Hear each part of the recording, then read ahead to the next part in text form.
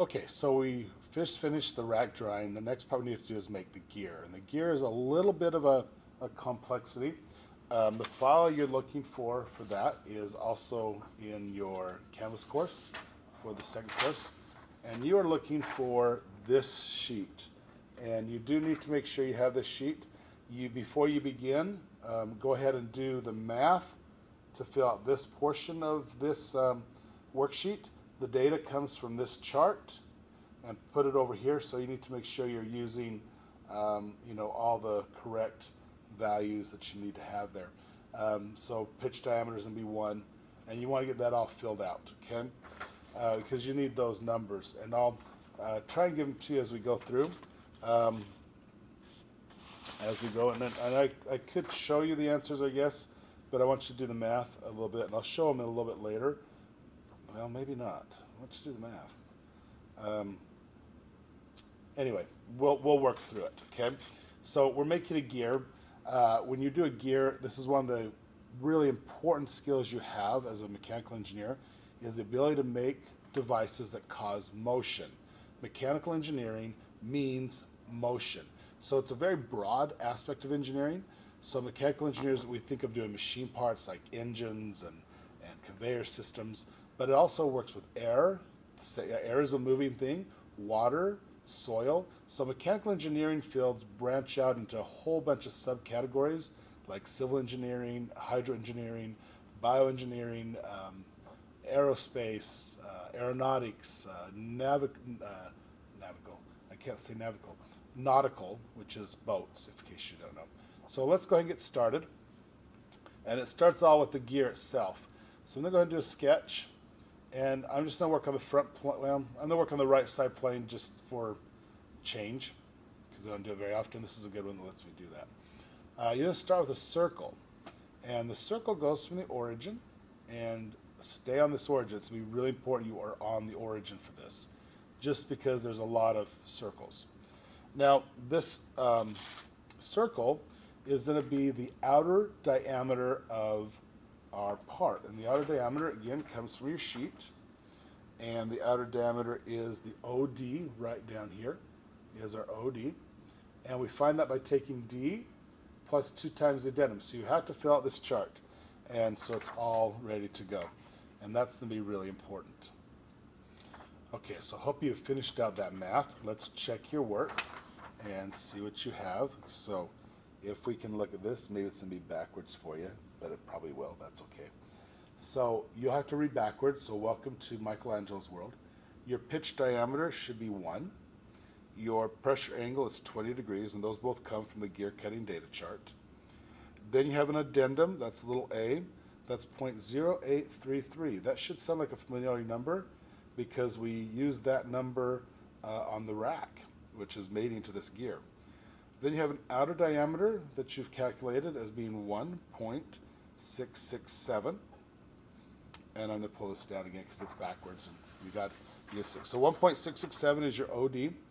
Your dedendum, and dedendum means to deduct from or make smaller, is going to be 0.104125.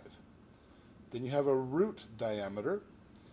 Root diameter is 0.79175, and your base diameter 0.9397. Now I just told you what dedendum means. Addendum, which is your little a, means to add to, and we'll be using these to create this gear. So my first circle here is going to be my outer diameter. So I've got a circle. Let's do a smart dimension. Select the circle, and I'm going to try and keep these to be a little easier to keep track of.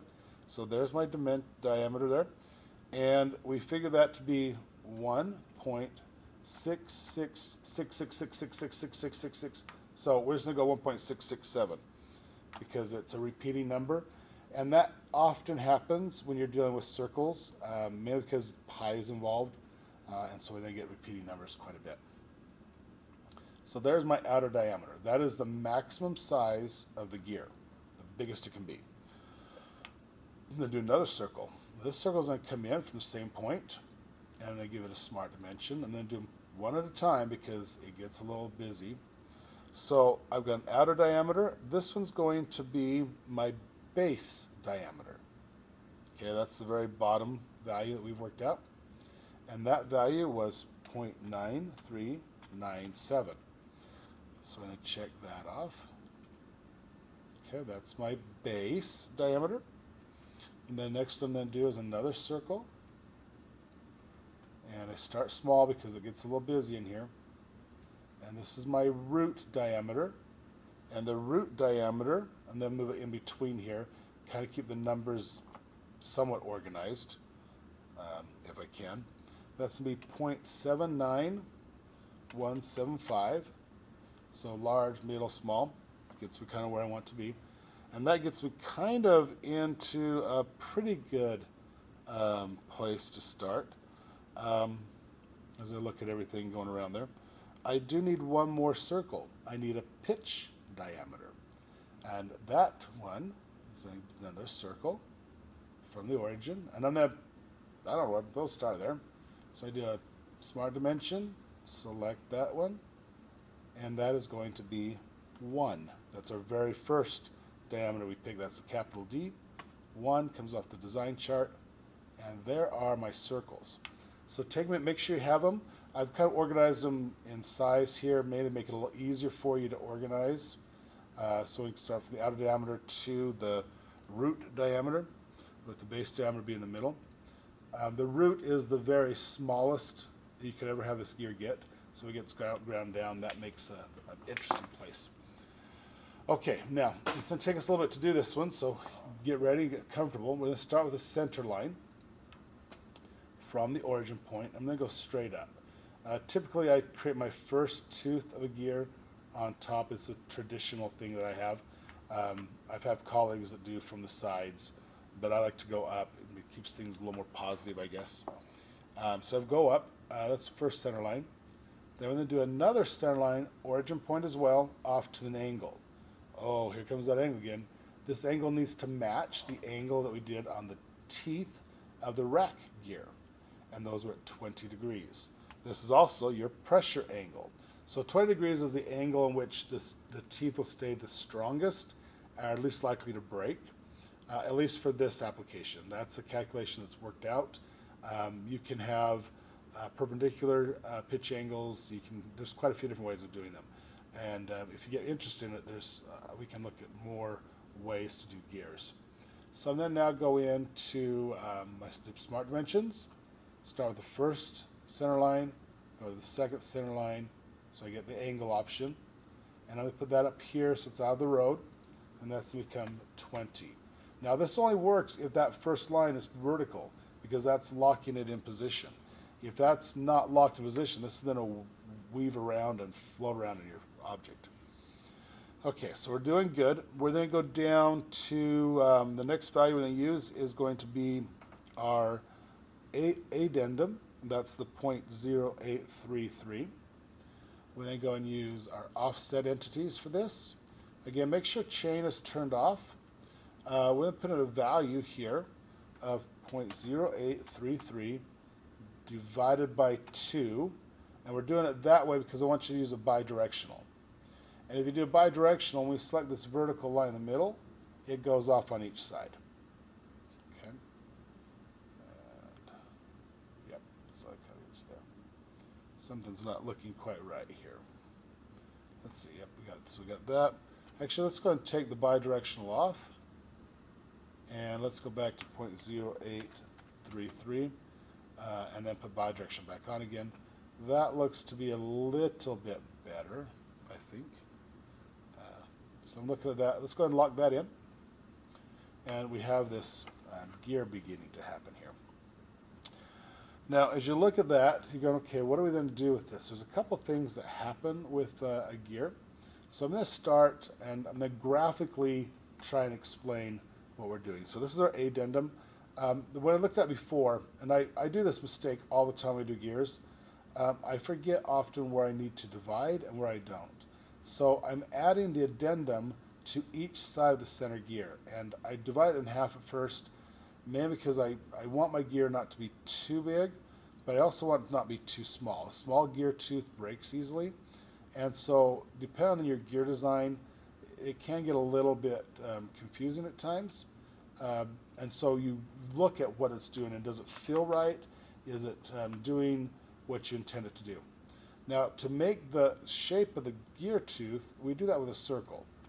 And that circle starts where my, let's see, get this all right. This is my base diameter. This is the base of the gear tooth. Starts here, and if it comes over, and this is not feeling right at all, comes over this point. So something is not quite right here, and I've got to figure out what I did wrong, and I've done something a little wrong. So let me take a minute. I'm going to pause here. I'm going to cancel this. Get to this point and pause for a minute. Look at your drawing. Look at what the shape of the gear teeth look like in the view above. And I'm going to come back here just a minute and tell what we're going to do different here. Okay, so maybe you're looking at your math and you're going, teacher, you need to rethink your math, and I do need to do that. So what I did is I wrote down my value a little quickly, and I left a number off. So this is part of the engineering design process, is if things don't feel right, stop and look at it for a little bit. So my value is on my outer diameter. If you look at your math that you did, it should be 1.1667. And it felt a little odd when I typed it in. It's like, I'm missing a decimal value. And as I went back and looked at my numbers again, I left off a 1. So your outer diameter should be 1.1667. Right now, my outer diameter is a little big. So if I just simply come in, I'm going to turn off the smart dimensions, then double click on this dimension here, and then fix that by just adding a 1 in front of the 6. So it's 1.1667. That's going to decrease the size of that radius a lot. And so it felt wrong, and so you pause and you say, okay, let's rethink, and be willing to do that. There's such a trend right now for you not wanting to make a mistake. Mistakes are how you learn, and I've done this gear for 15 years. I've drawn this gear 4 times a year for 15 years, and then multiple times in fixing students' projects, and I still left off a digit. You need to be willing to make mistakes. It's okay. All right, and I want you to know I'm okay making mistakes. So once we get this size right, we've got everything where we need it to be. I'm going to get a circle now, and I'm going to zoom up on here so you can see. I have an inside and an outside. I'm going to go to right here, so the second circle out, which is our base. Yeah, that should be the 79 one, yeah. Nope, yep, the base. That is our base circle. I'm going to go to the intersection with the pressure angle. So you can put your cursor right there and drag across and up a circle. So it's going to go right over to this outside vertical line, 1 circle up, and put a circle in there. Just click that. So that sets a radius. So from this point here to here. All right, now go ahead and check that circle off. I want the exact same thing to happen on the other side. I don't have a pressure angle on the other side, so I can't do that. So I'm going to use the mirror tool. I'm going to select, I'll clear this out so you can see what I'm selecting here, maybe. I want the circle that's selected, that blue circle. I want to do a copy, so make sure copy is turned on. I'm going to mirror it about, so click in this area, and something's not quite clicking right. Let's try that again. Something didn't quite grab that. My interest is right. Circle, copy about, then this box, select the line, and that's not where it's supposed to be. And I get this problem once in a while when I'm making these videos. My cursor stops working, which is kind of an odd deal because it's conflicting with the display. Let me try that one more time. I want to do a mirror entities. I want this circle. I want it to come down around. For some reason, it's not letting me select that. I don't know why. I want to pick this line right here, and I've got to figure that. So go ahead and mirror that over, and it should look like this. So let me go ahead and fix that, and we'll get that going. Okay, we're going to do that one more time. I think I figured out what the problem was.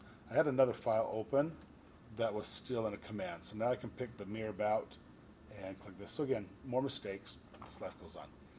And we have now 2 circles. Now, this is going to get very, very confusing here because we have to trim this down to look like a gear tooth. So we look at these two circles. All I need is this little piece in here that's going to set that gear tooth. So I'm going to remove some lines so they're not in the way anymore. And I'm going to do that by starting with the pitch diameter and the root diameter. I'm going to select those and turn them to 4 construction. Now I'm not going to delete them because this is how I can edit the gear for future use and make it into something else. Then leave this one as a solid. This outer one is going to trim down all the way till between this area where it overlaps. These two circles need to be trimmed down. So I'm going to start with the trim entities, and then to trim the closest. Oh, let's do one more thing here. Sorry. These vertical lines can also be for construction because those set the width of your tooth, so we don't want to delete them, but I don't need them for the 3D model. Now I have to do some trim work. Okay, so trim to closest. I'm going to start and take all of the blue lines out of the inside circle. So I'm going to take this out, and I'm just going to work it around until it gets to this point. Notice that little green constraint. I need that. If you don't get that, that's important because it holds your gear together. I'm going to go the other way around, snip it down. Anytime there's a line it goes through, you've got to remove. And there's my point, so that's good. Now I'm going to take these all the way up and around to the outside. So I'm just going to snip around. And it's a little bit of a tedious little thing, but I have found that when you're working with gears, it's a lot easier to take your time rather than rush it, because if you make a mistake, you may not find it until it's too late. It may be a catastrophic error. It may cause an issue down the line with fabrication. So there's the shape of my tooth right there. So now I'm going to trim the outside. And if I've done this part correctly, one click, and it cleans it up over here. And then I can select here, here, and here. And this is the tooth of my gear. That's all I need, is that little piece right there. Now there are 12 of them, and guess what their spacing is? Decimal 262, just like the teeth on my rack. So I need that to go all the way around this circle. To do that, I'm going to use a linear sketch pattern. I'm going to change that to a circular sketch pattern. To get this center point, you can't pick that point. It won't let you do that. So you have to do something that has math in it to identify the point. And usually on a circular pattern, a circle is your best bet. So I'm going to take and select this circle. It'll put point 1 in, which is the origin point. But it also down here in my entities of pattern will list that arc. I don't want 12 of that. So then right click and either clear or delete. Either one will be fine. And then I select the parts of the tooth. So there's 1, 2, 3. And I get those, and it will show me the preview with a total of 4, which is the setting, the default setting right now. I'm going to change the default value now from 4 to 12. And there are my gear teeth, all nice and pretty. So now I'm going to check that off, and there they are. And it's ready to become a model. So at this point, I'm ready to go to Features, Extrude Boss Base. And nothing's going to happen because you have 13 profiles. So since I don't know what you want me to do, you have to tell us. You have your selection box. If that's closed, just open it up. Start with the full circle in the middle. Then work your way around and select all 12 gear teeth. Just work your way around, nice and easy. You might have to change your view a little bit so you can see everything. And you want to make sure in your selection box that everything is a region. If you have a contour, that's going to kick in what's a thin feature, which is if you're making a line into a model instead of the whole face. So you'll make sure that's all changed. Make sure they're all regions, all uniform. Make sure it's all right. If you have something wrong, if you click again, that takes it out, so you can put it back in again. Your extrusion of value is going to be 0.5. So it comes out a whole ½ an inch. It's a rather large, robust gear. So let's check that off. And there's the start of the gear. Okay, now we're going to call this side front and this side back. So I'm going to work on the back side of this.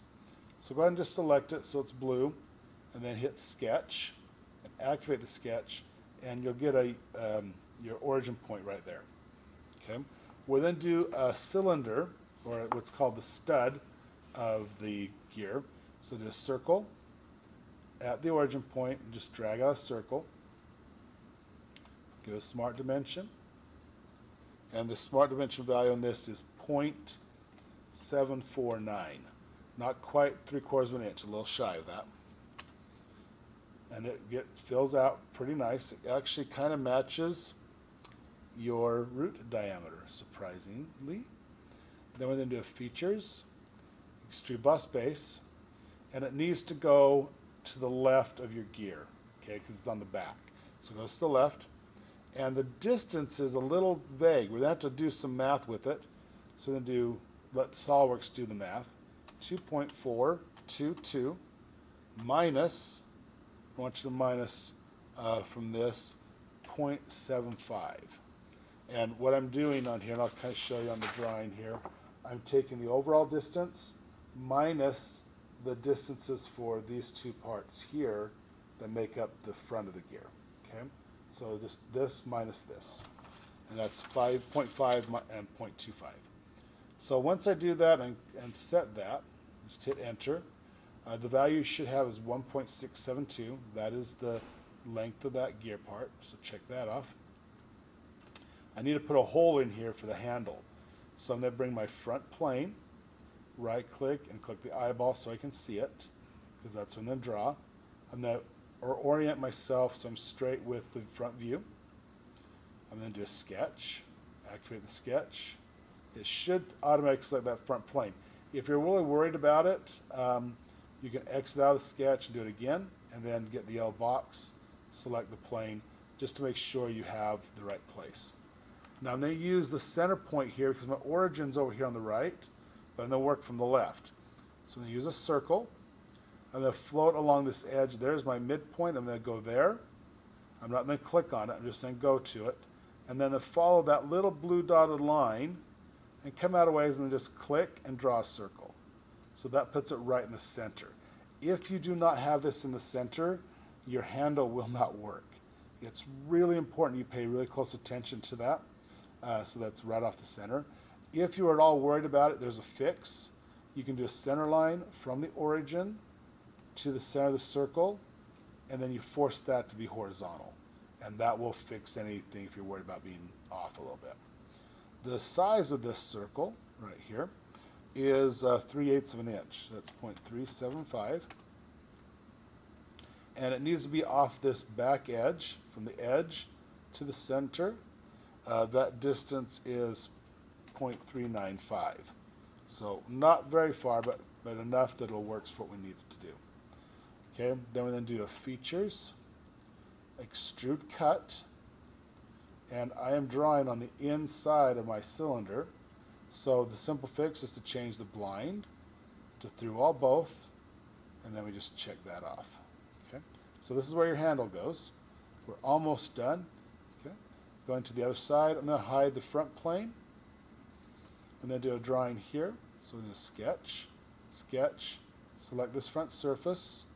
That happens to be on my right view, so I can get back to there. We're going to do another circle. A lot of circles on this. So you do origin, and drag out a circle. The size of that circle is going to be dimensioned. And you can do this or this, your choice, doesn't matter. You can even put it down inside here, but it's easier to edit if it's off your drawing. And that's usually a good rule of thumb. Put your dimensions off of the drawing. And the value of this is 0.495. Again, it slides into a hole that is 0.5. So you want to have a little bit of room there. Then we then do a quick features and extrude boss base. And this is a 1/2 inch, this is a 1/4 inch. So we change that value to 0.25. We check that off. Okay, now this is where the screw that we've made goes, is inside of this. So let's get ourselves squared away so we can look at this. Again, they use the hole wizard, so I'll get that turned on. The nice thing about a circle is it has a given center point, so it's a lot easier. Now this is a threaded hole, so instead of using the hole, we're going to go over here to the straight tap. So tap means it's going to have threads. When I look at it, make sure you're in the ANSI inch. The value on this is a quarter inch dash 20, and the note says 0.250 dash 20 UNC is what you're looking at, and that is right here on that. And what that means is it's a quarter inch diameter and 20 threads per inch, and so UNC means it's a uniform coarse thread. And so if I look, that should be your default that comes in. Make sure you kind of look for that. There are a lot of them in there. Make sure you get the correct one, 1/4 inch dash 20. And then on the depth, we'll then go in 0.65. That should also come up. You can adjust that a little to 0.625 and make it a little less steep, but do not go more. Well, don't go more than that. Actually, that seems a little thick to me, but it works. Okay. It feels odd because you look at the drawing, it doesn't tell you the depth on this one, so you have to kind of take a little bit of a guess, and we're just gonna kind of hope that, well, it does work because we made the screw that size.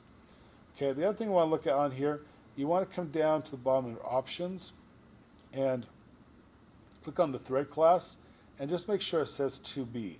What that means is the threads on the outside of the are on the inside of the hole, because you have threads on the outside of the screw that connect to it. If it's a different value, you won't get those threads. Okay, so that's just a verification check. Do not do a countersink. Okay, then go to position, select the surface here in the middle, not here. Make sure you're in the middle of the circle you drew, or the extruded, and then you then get your hole, put it right on the origin. Then check that off, and there's your thread hole, and there's the threads of the dotted line. And our last thing to do is put a chamfer on this. This is the only chamfer that we do on this entire arbor press that's different. So we go to fillet, chamfer. It's still 45, but it's not a 16th. You're going to change that value to 0.03125. It's a 32nd of an inch. Much, much smaller, but it's a moving part, and we want to make sure it's safe. Click on the edge, check it off. There's your gear, all ready to go. Go ahead and save it, and you are now completed all the parts for the arbor press. Congratulations. We will be putting them together on Monday, so be ready. Looking forward to seeing y'all.